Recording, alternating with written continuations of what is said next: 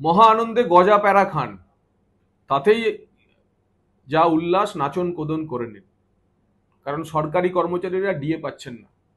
মমতা বন্দ্যোপাধ্যায়ের সরকার সিদ্ধান্ত নিয়েছে সুপ্রিম কোর্টের নির্দেশ দেওয়ার পরেও বকেয়া 25% ডিএ তারা দেবে না, এবং তার জন্য নানা অজুহাত ছল চাতুরি করা শুরু হয়ে গেছে।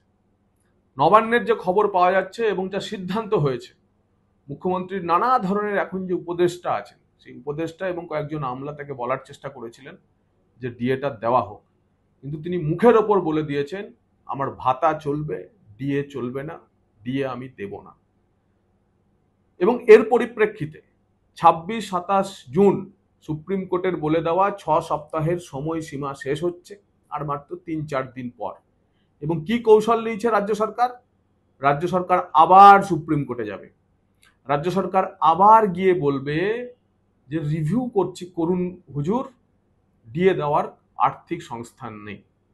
যদি সুপ্রিম কোর্ট না শোনে, সুপ্রিম কোর্ট না শুনলে তারও বাহানা প্রস্তুত করা হয়েছে। সরকারি কর্মচারীরা জানেন যে আপনারা 1 জুলাই 2009 থেকে 2019-এর ডিসেম্বর পর্যন্ত আপনাদের ডিএ বকেয়া রয়েছে। রাজ্য সরকারের বক্তব্য হচ্ছে আমাদের কাছে কার কত বকেয়া ডিএ সে কোনো তথ্যই নেই। কেন নেই? না, কারণ 2015-16 সালে অর্থ দপ্তর নাকি HRMS, human resource management system চালু করেছে। তাতে প্রত্যেক সরকারি কর্মচারী, স্কুল কলেজের শিক্ষক, পঞ্চায়েত পুরো কর্মচারী, তাদের বেতন অনলাইনে দেওয়া হয়ে গেছে।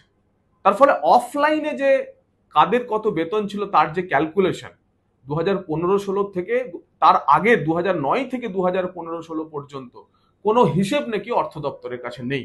তাই তারা ডিএ ক্যালকুলেশন করতে পারছেন না। কিভাবে ক্যালকুলেশন করা সম্ভব? না, ইন্ডিভিজুয়াল সরকারি কর্মচারীদের যদি সার্ভিস বুক দেখা হয়, সেই সার্ভিস বুক থেকে ধীরে ধীরে ধীরে ধীরে প্রায় 8-10 লক্ষ কর্মচারীর সার্ভিস বুক থেকেই একমাত্র ডিএ ক্যালকুলেশন করা, বকেয়া ক্যালকুলেশন করা সম্ভব। খরচ 10,000 কোটি টাকা। এই 10,000 কোটি টাকা বাঁচানোর জন্য এখন সরকার সুপ্রিম কোর্টের কাছে গিয়ে নাকি বলবে যে আমাদের হুজুর ডিসেম্বর 2025 পর্যন্ত বা মার্চ 2026 পর্যন্ত সময় লাগবে, কারণ এই ডিএ ক্যালকুলেশন করতে হবে। 2009 থেকে 2015-16 পর্যন্ত কোনো হিসেব আমাদের কাছে কোথাও নেই, কোনো জেলায় নেই, কোনো স্কুলে নেই, কোথাও নেই।